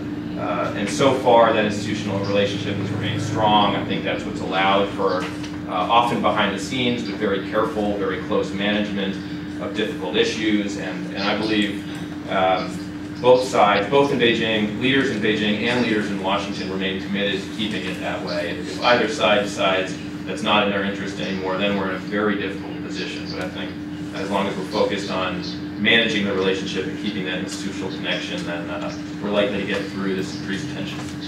Thank you. Then, Mr. Easton, since we just have seen a nuclear test in North Korea, we are in Japan, very nuclear conscious right now. And let me ask you about the nuclear capability of China. And the United States and Russia have entered into a new round of nuclear arms reduction talks, I suppose, and discussing decrease the number of the nuclear weapons each country has. But China is not involved. And I've been asking government officials in the United States, when the United States get China on board? And the answer I get is not yet. And I wonder, when do you think the United States gets serious about getting China into a strategic reduction or arms control? Well, it's a very good question, and I think the answer is we should have done it years ago. We haven't, and I don't know why. Because I don't know what Chinese nuclear capabilities are. And I'm not convinced that anybody knows what Chinese nuclear capabilities truly are. I don't think we have a good idea of how many nuclear warheads that they have. I think we know that they're modernizing their nuclear force. We're sure that they have an assured second strike capability.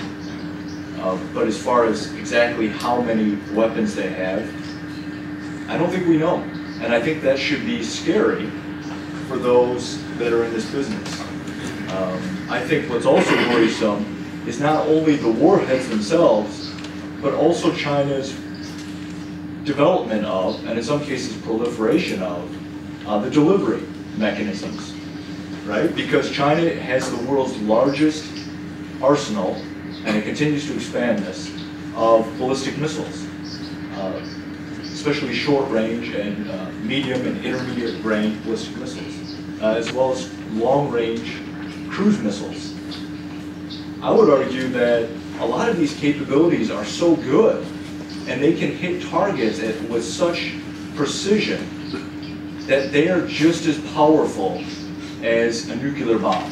So for example, if you look at China's anti-ship ballistic missile, during the Cold War, you needed a nuclear bomb to attack carriers because nothing was precise enough to find them and to hit them. Now China has the capability to use cruise missiles and ballistic missiles that are so precise, so accurate, that they can have nuclear effects at the strategic level and also at the tactical level. And so I think that's something that we need to study more and to watch more as well. Not only how many nuclear weapons they have, but also how many delivery platforms that they have, and what other developments, what other weapons they're developing that have nuclear type effects. I think ASAT capability, anti-satellite weapons, space weapons is another example. Can I just add to that really quickly? China isn't involved not for lack of trying, just to reassure some of our audience members. You know, China refuses to be involved in talks about their strategic forces and the reduction of them because they say that they are in a vastly inferior position vis-a-vis the United States. So it's not that the U.S. government hasn't tried. It's gotten to a point that even I'm in a working group that looks at recommendations for the U.S. China nuclear relationship. We don't even touch upon arms control because it's that difficult of a topic to get the Chinese to the table with. So for you, Ms. Master, is air-sea battle. I hear that some of the experts in Washington, D.C. Have a very critical view of air-sea battle, saying that it doesn't work. I mean, even if you break the barrier of A280 challenges of China, you don't accomplish a lot. Even if you could send aircraft carrier battle groups and the Marines to the, right to the shore of the China, what can you do given the enormous strategic depths of China? And it's better to have set up a sort of defense perimeter along the first island chain and stop China coming up would be better. And this kind of argument I hear in Washington, D.C. and I wonder what your view would be. So first of all, I think there are different types of air-sea battle that touch upon those views. First and foremost, I think some people argue against it because there's an assumption that it includes targeting the mainland. Now, some people who have written about air-sea battle give examples that ships and aircraft together could work to target the mainland to hit, for example, C2 nodes. But this isn't an intrinsic part of the operational concept. There's nothing about the concept that either says, as some argue, that we have to hit first the C2 nodes in China, or as others argue, that we have to give China sanctuary of the mainland and never attack them at all. In terms of the argument of what we can accomplish, it depends on the crisis or conflict scenario. I agree that if what we're trying to do is brute force, then it's going to be very difficult. China is a target sponge. That's an unofficial term we use. There's not enough Marines and missiles. We don't have enough PGMs. Brute force is the idea that you can get your opponent to do something by literally, by making them do it. Most of the conflicts we think about with China are coercion. We don't have to make them do it by actually sending Marines in there. It's about increasing the costs so they decide to go along with what we want. Just the last point about having an outer perimeter. The idea of moving our forces farther out, it allows China to accomplish pillar number 4. It allows China to accomplish the idea that we are going to self-opt out because of the costs involved. And not even that, but I think it increases the probability of war because it increases uncertainty about U.S. commitment. So it reduces deterrence. And then, if there is a war, it's more costly. If you look at the fuel required and the assets required, so we have a higher probability of war. It's more costly if we do it. And who are we kidding? We move farther out and only operate from Guam. China's going to be able to adapt their systems to be able to reach Guam as well. So I think the point is that all wars are limited. China knows that if it's the U.S. military against the Chinese military, they don't stand a chance. The idea is to make sure that the United States limits the resources they actually commit to a conflict, enough so that China could achieve its political objectives. So we have to convince them that certain moves are so escalatory that you will have the full weight of the U.S. military and not just, a handful of carriers here and there if you make certain decisions. Thank you. Now the floor is open for the question. Please.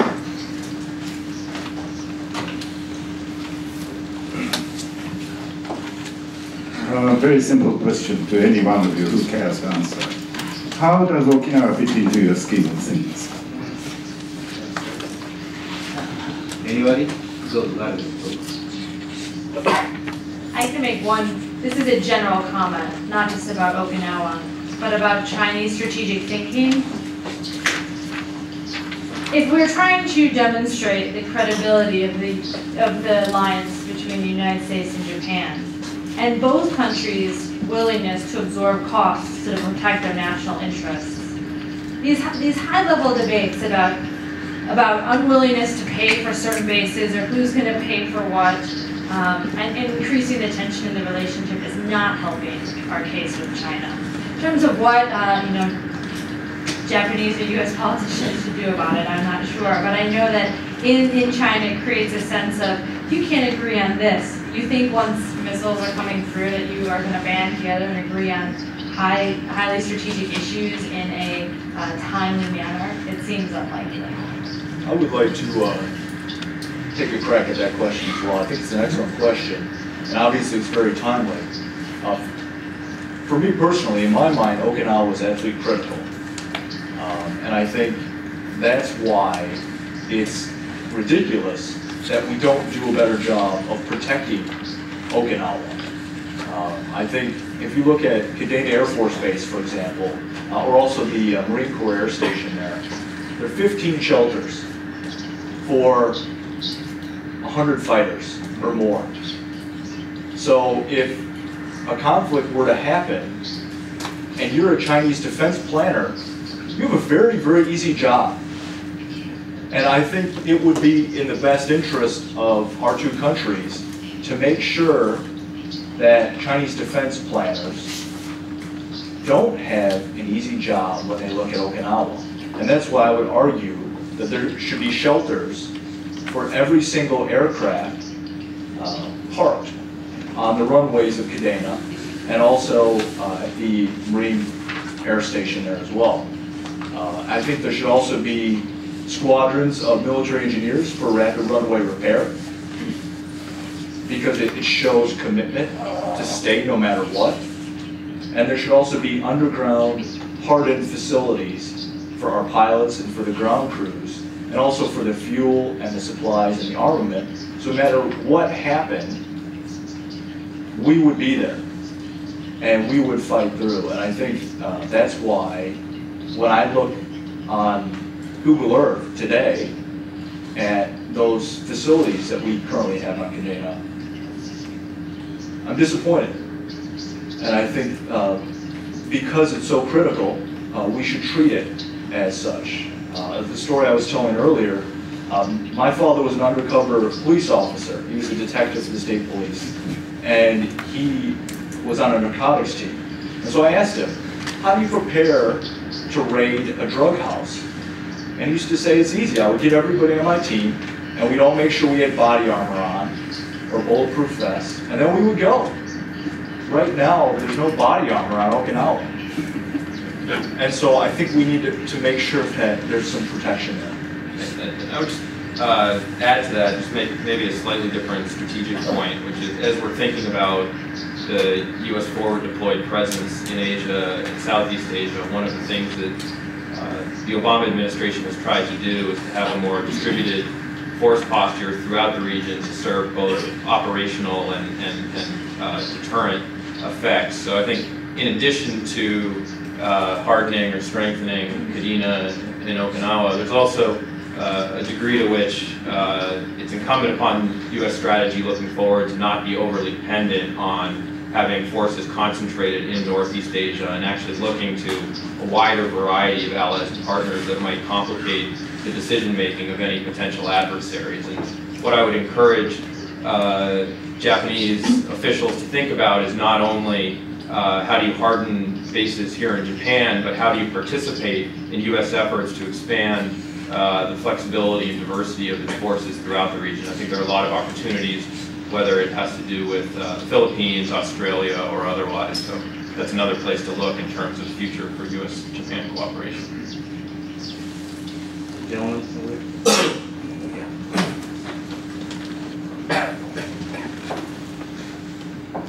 thank you.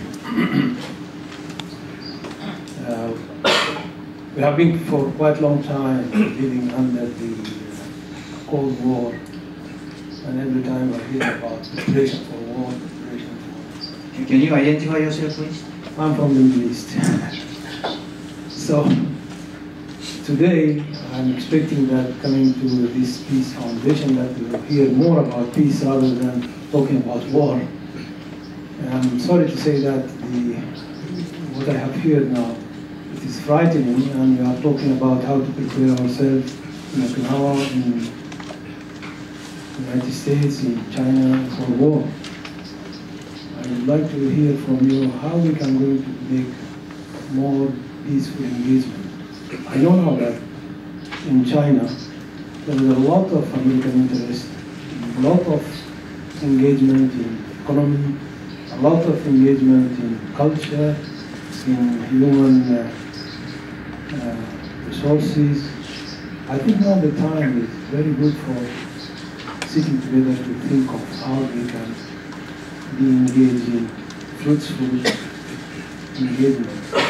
I know that from question before here about the nuclear reactor, I think this one, if you think of it, it's very dangerous to send some of your technology to China, but I think this is the time for mutual cooperation, and we have to come up with something that's beneficial for all.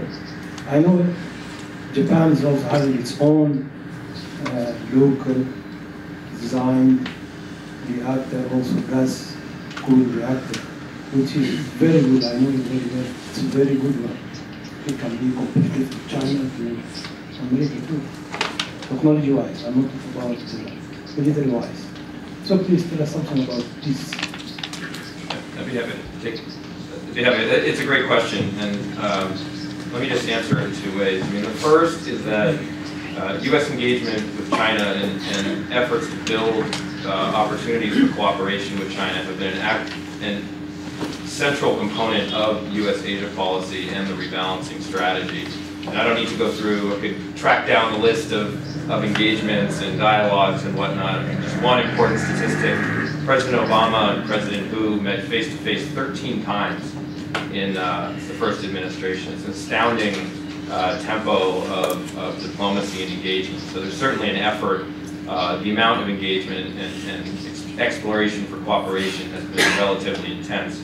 The second argument, or the second point I would make would be that the long-term goal of the United States in Asia is to create an environment, a peaceful environment, in which a peaceful and prosperous environment that's managed by rules and institutions and norms. And if you look through the different facets of U.S. policy in Asia, whether it's engaging new partners, engaging allies, engaging regional institutions, trying to strengthen the role of international law, the purpose of all that is to create an environment in which opportunities for cooperation are exploited and conflict is managed in a way that's institutionalized and not determined through coercion and force.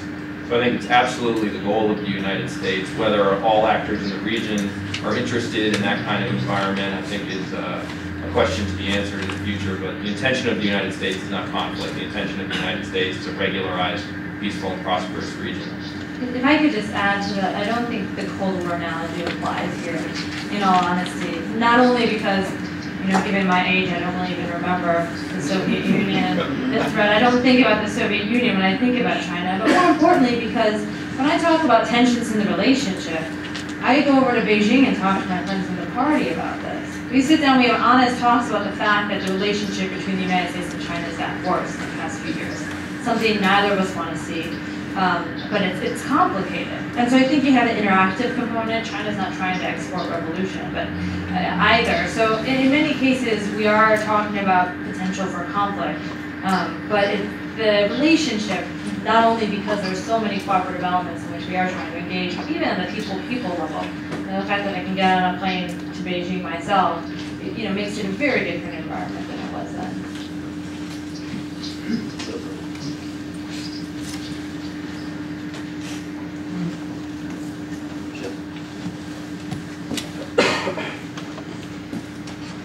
Scott Harold of the Rand Corporation. We're looking at policy recommendations just a few days ahead of Prime Minister Abe's sit-down with President Obama. There is obviously a very big issue over the Senkakus. There is a debate going on in policy about how to handle that. I wonder if any of you would venture any thoughts. Are we more likely to keep the peace through calm, cooperative, but low-key attempts to reassure Beijing that it will not succeed in forcing Japan to undo its nationalization?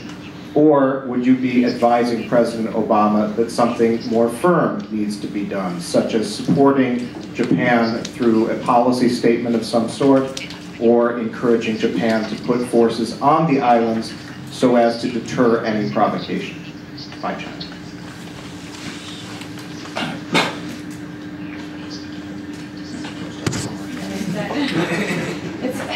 This is the balance of being, accepting risk without being reckless and allowing for escalation without being provocative. That is an extremely difficult balance. I think personally that putting forces on Okinawa or taking not Okinawa, on the Senkakus is not really the way to go. Militarily, it doesn't do much in terms of it saves you a couple of hours. So I don't think that's going to be the deterrent. I think if anything, the idea is to show China that coercive diplomacy doesn't work. China has 3 components to its coercive diplomatic campaigns. It shows military provocation, it engages in legal warfare, and it has usually a coordinated media campaign, explaining to the domestic public and to others why they're right and everyone else is wrong. I think Japan and the Senkakus needs to address each of these. When it comes to military provocation, what Japan has been doing is correct, which is you have to respond every single time China shows force, the limited display of force. Scrambling your interceptors and showing that that they're doing this and it's not acceptable. For the coordinated media campaign, I think it's important to publicize each and every time this is happening. Now, I don't work for the Japanese Defense Department, so I'm not sure if this is the case. But in the United States, if you look at the Impeccable incident, for example, this was only made public because somebody leaked it. So I can imagine that there are incidents and dangerous behaviors that are happening around the Senkakus that we don't know about. And I think it would help Japan's case if there is a record of the constant provocative behaviors that China is taking. And last, the lawfare situation, legal warfare. Japan already kind of has this one in the bag, right? Because they do administer the islands. China usually is extremely aggressive, though, however, when they feel like their claims are weak. Historically, in territorial issues, in the South China Sea, when they used force against Vietnam, when they used force against India. So I think you just have to constantly demonstrate that you're aware of what's happening and you're not going to give an inch. But because Japan's in such a strong position right now with the administration of the islands, escalating with military force is probably not the way to go. I'll just maybe make a couple additional. The first, Dr. Harold is one of the premier PLA experts in the United States, so he should be the one up here. We should be asking him the tough questions. But just a couple additions to that. First, I think the U.S. policy of making very clear its commitment to the U.S.-Japan alliance, clear that the alliance covers the Senkaku Islands, and clear that regardless of how many maritime vessels China sends across the seas, that won't change perceptions of the United States about who administers those islands. So I think in terms of communication strategy, the administration has been crystal clear, and I think that's important. In terms of policies looking forward, I think some of which we've already seen. I think it's important that Japan strengthen its capabilities around island defense and around its maritime domain awareness. That's an area that the United States can help, but Japan's going to have to invest more money in some of those capabilities, and I think there are positive signs that Mr. Abe may be heading in that direction. I think that's going to be a stabilizing force regardless of some of the media commentary that would like to portray that as some sort of nationalism or right-wing type of policies. I think it's very centrist, realistic, practical defense policy on the part of Tokyo. And the last point that I would make is I think it would be effective and important for folks here in Japan to put what's happening in the Senkaku Islands in the larger context of the regional strategy and think through how the development of regional norms and institutions can help manage some of the behaviors in the seas rather than viewing this just as a Japan-China dynamic. I think there would be a lot to be gained, and I know some of the regional diplomacy that Mr. Abe has already engaged in, I assume, has sought to do this, but I think it would be important for Tokyo to be reaching out to the Australians, the Indians, the Vietnamese, the Philippines, and the Europeans and others who have a real interest in freedom of navigation and the free flow of commerce in the region. So I think expanding it beyond a narrow conflict over small territory into a broader conversation about regional norms, institutions, and international law would be an effective approach. 最後あと一つ just one more question. そちらの all the way back, the black sweater, 黒いセーター着てらっしゃる。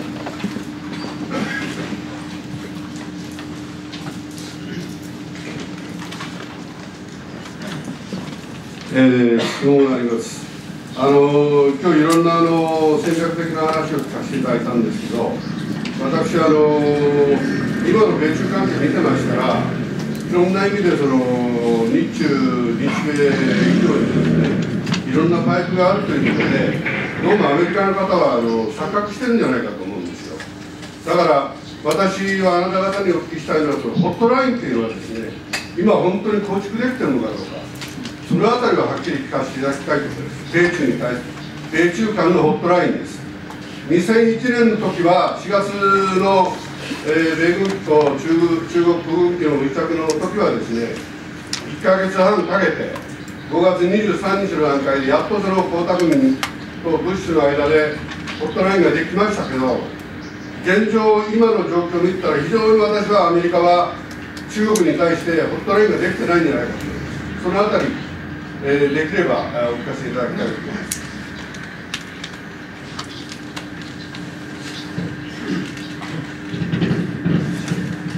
It's my understanding that there is a hotline.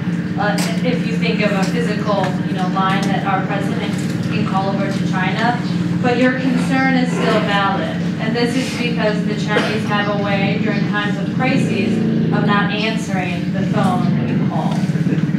This is primarily because there's a desire to reach a consensus internally of what the position is before they deal externally, and this takes a lot of time. And unfortunately for crisis management, in order to deal with any inadvertent escalation or dynamics outside of two governments' control, you need to talk right away. And so there's been many attempts and forums that I think have been making progress, formally and informally, to talk to the Chinese about crisis management. But I think the hotline hasn't resolved our problems. And more broadly, I think that China introduces risk on purpose. And so crisis management helps when you are escalating by accident. If your opponent is doing it on purpose, then telling them that what they're doing is dangerous doesn't really get you anywhere. So you can call them and say, your ships are maneuvering really dangerously close to our ships, and they would say, yes, we know.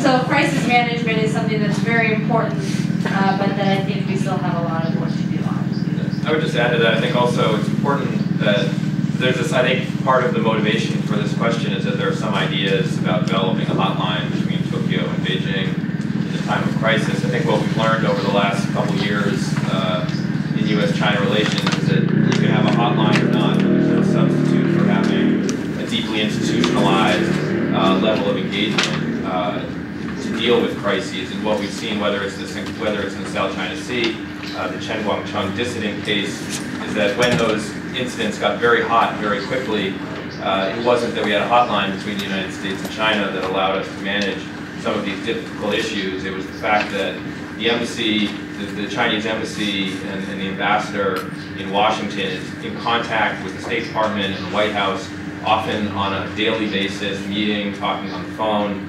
Our embassy in Beijing is meeting with the foreign ministry and others, again, on a daily basis. And the kind of relationships that have been built up over time mean that whether you have a hotline or not, there's going to be very rapid and very close communications between our governments.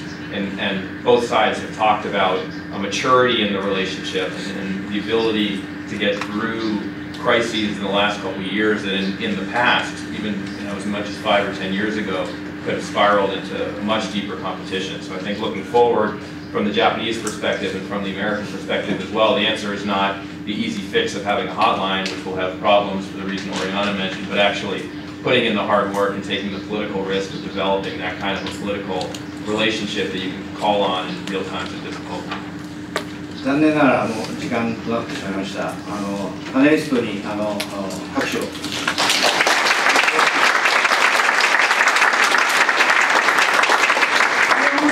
パネル2を終了させていただきます。パネリストの皆様、それからモデレーターの加藤様にも皆さんもう一度拍手をお願いします。